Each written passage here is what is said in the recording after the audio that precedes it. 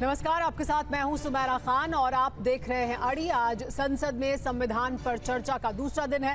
कल प्रियंका गांधी और अखिलेश यादव ने संविधान के बहाने सरकार पर कई गंभीर सवाल उठाए थे, तो आज राहुल गांधी और असदुद्दीन ओवैसी ने सवालों की झड़ी लगा दी। इस दौरान राहुल गांधी ने सावरकर को माफी वीर तक बता दिया, जिससे इंडिया में ही दो मत सामने आ गए।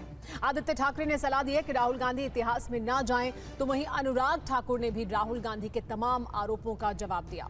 अब से थोड़ी देर में प्रधानमंत्री मोदी का भाषण होना है, जिसमें सारे आरोपों का जवाब पीएम मोदी देने वाले हैं। लेकिन अभी तक क्या हुआ है वो सुनिए। The worst thing about the Constitution of India is that there is nothing Indian about it. Manusmriti is that scripture which is most worshipable after Vedas for our Hindu nation, and from which our ancient times have become the basis of our culture, customs, thought and practice. This book for centuries has codified the spiritual and divine march of our nation. Today, Manusmriti is law. These are the words of Savarkar. Mr. Savarkar has clearly stated in his writings that there is nothing Indian about our Constitution.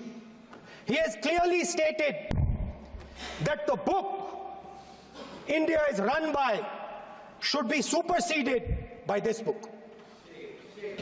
And this is what the fight is about.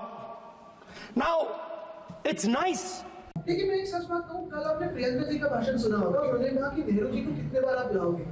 मैं उनकी बात से सहमत हूँ, प्रियंका जी की, और यही बात मैं कहना चाहता हूँ। ये मैंने बात बहुत बार पहले भी कही है कि कांग्रेस ने भी और भाजपा ने भी, ये दोनों राष्ट्रीय दल ये दलदल में ना जाए और इतिहास में ना जाए, भविष्य के बारे में बात करें।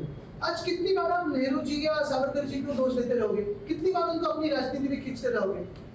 कितनी बार आप 50 साल पहले क्या हुआ, 100 साल पहले क्या हुआ, इसमें जीते रहोगे? आज हमें बात जो करनी है वो युवाओं की बात करनी है। वो आज बात करनी है जिसको आज रोजगार नहीं है, आज महंगाई जिसको सहन नहीं होती, उसकी बात करनी है। देश में आज अगर आप देखें तो बहुत सारे विषय हैं।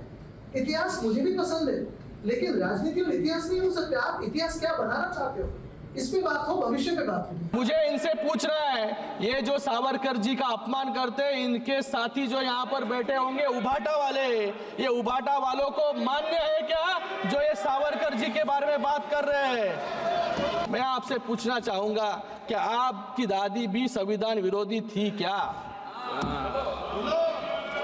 आपको तो आदत है सावरकर जी के बारे में रोज अनाप शनाप उठकर बकना।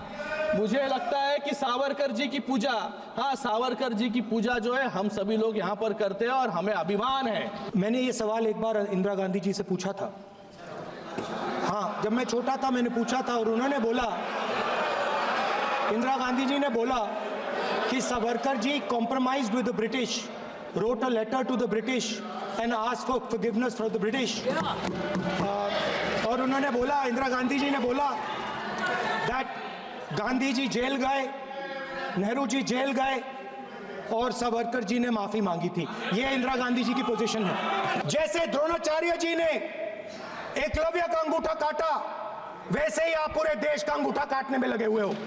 जैसे एकलव्य का अंगूठा काटा गया, वैसे ही आप हिंदुस्तान के युवाओं का सबका अंगूठा काटते हो।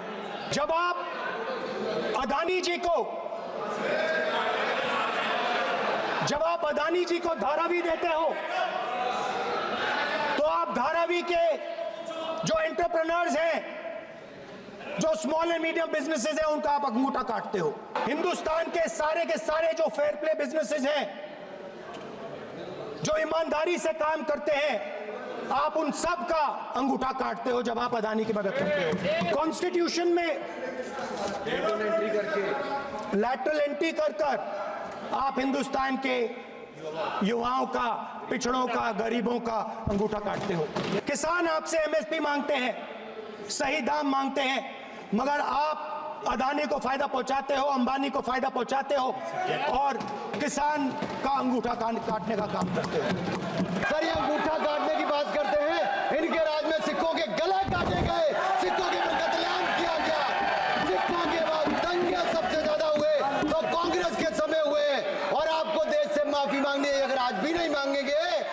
संविधान जितना मर्जी जेब में डालिए, आप संविधान को जेब में लेकर घूमते सर। इन्होंने संविधान को तार-तार करने का काम किया है। तो संविधान पर किस तरह का वार पलटवार संसद के भीतर हो रहा है, ये आपने सुना। प्रधानमंत्री नरेंद्र मोदी कुछ देर में इस पर जवाब देने वाले हैं। वो क्या कुछ कहेंगे वो आपको सुनवाएंगे, लेकिन अड़ी के आज के सवाल इस मुद्दे से जुड़े हुए क्या है ये वो जान लेते हैं। पहला बड़ा सवाल यह है कि क्या संविधान के नाम पर सियासत ठीक है। एक और बड़ा सवाल यह भी कि क्या सावरकर पर इंडिया बट गया है। क्या बीजेपी के लिए संविधान से ऊपर मनुस्मृति है, जो आरोप आज राहुल गांधी ने बीजेपी पर लगाया। और देखिए इस वक्त तस्वीरें भी आ रही हैं संसद से। प्रधानमंत्री नरेंद्र मोदी पहुंच चुके हैं, उनके साथ किरण रिजिजू हैं और प्रधानमंत्री नरेंद्र मोदी अब संबोधन करेंगे, अपना जवाब देंगे। जो पूरी चर्चा हुई है संविधान पर 2 दिन की, उसमें अब प्रधानमंत्री नरेंद्र मोदी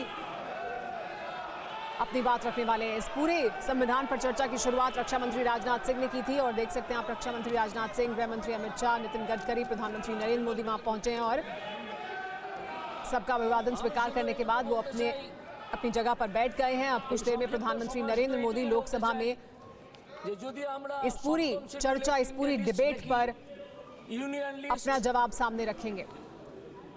संविधान पर 2 दिन की चर्चा हुई है। पहले दिन की चर्चा के दौरान प्रियंका गांधी, अखिलेश यादव जैसे तमाम नेताओं ने अपनी बात रखी, तो आज राहुल गांधी ने नेता विपक्ष के तौर पर संसद में संविधान पर चर्चा के दौरान अपनी बात रखी है। और इन तमाम मुद्दों पर अब प्रधानमंत्री नरेंद्र मोदी क्या कहेंगे वो हर कोई सुनना चाहता है। संविधान खतरे में है, ये मुद्दा चुनाव के दौरान बार बार विपक्ष द्वारा उठाया गया और अब इस मुद्दे पर चर्चा भी हो रही है संसद के भीतर। इस पर बात करने के लिए हमारे साथ वरिष्ठ पत्रकार रामकृपाल सिंह जी मौजूद हैं। इसके अलावा मेरे साथ जयशंकर गुप्ता जी भी मौजूद हैं।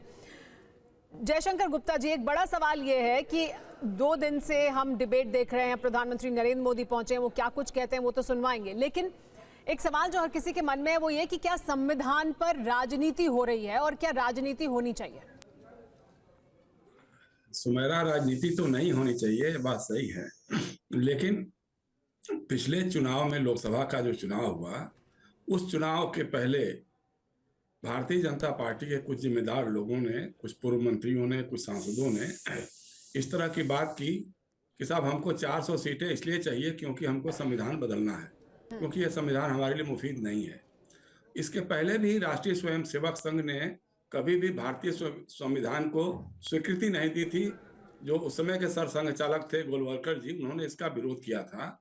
और अगर राहुल गांधी जिस ढंग से कोट कर रहे थे सावरकर के किसी भाषण को या किसी लेख को, तो वो भी अपने आप में एक बात है। कहीं ना कहीं आरएसएस की शाखाओं में और जगह जगह ये बात चलाई जाती है कि भाई हमारा तो मनुस्मृति है, मनुसंहिता को हमको लागू करना है।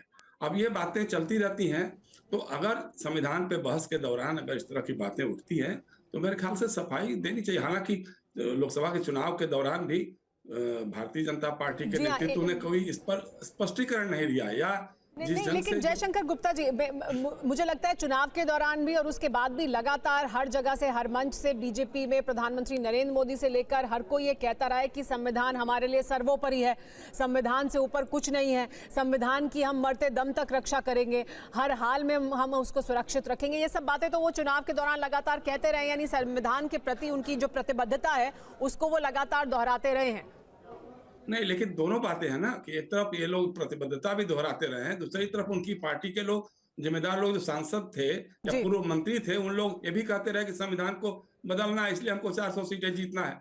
किसी एक पर भी अगर भारतीय जनता पार्टी के नेतृत्व ने कोई कार्रवाई की हो या उसको स्नब किया हो तो समझ में आती बात।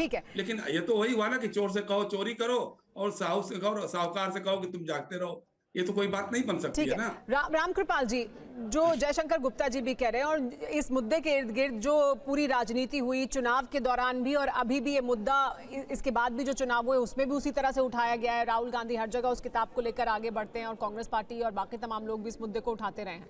अब इस पर डिबेट हो रही है, चर्चा हो रही है, लेकिन आज भी एक मुद्दा उन्होंने उठाया राहुल गांधी ने, जिसमें उन्होंने कहा कि बीजेपी के लिए या जो बीजेपी और संघ की विचारधारा से जुड़े हुए संगठन है उनके लिए संविधान से ऊपर तो मनुस्मृति है। तो क्या इस पर भी स्पष्टीकरण आना चाहिए, क्या इस पर भी बात होनी चाहिए और क्या इस वजह से इस पर राजनीति में घिरती है? देखिए सुमेरा जी, आपने कहा था कि संविधान पर राजनीति हो रही है क्या। मेरा ऐसा मानना है कि देखिए, राजनीति में है तो राजनीति तो होगी ही। और जैसे जयशंकर भाई कह रहे थे, इन जयशंकर जी को भी मालूम है, और जो लोग ये कह रहे थे कि संविधान बदल देंगे, वो चाहे बीजेपी के हो चाहे कांग्रेस के रहे हो, उनको भी मालूम है कि कोई संविधान बदलने वाला नहीं है। संविधान में संशोधन 60-70 संशोधन तो खुद श्रीमती गांधी जी के और नेहरू जी के जमाने में ही हो चुके थे। मैं समझता हूँ 100 के करीब है। संशोधन एक अलग बात है। संशोधन संविधान ने खुद अपने भीतर ये प्रावधान किया है कि समय की आवश्यकता के हिसाब से समय के बदलते हिसाब से संविधान में जो जरूरतें हों जितनी, उनको वो संविधान को और समृद्ध करने की बात थी।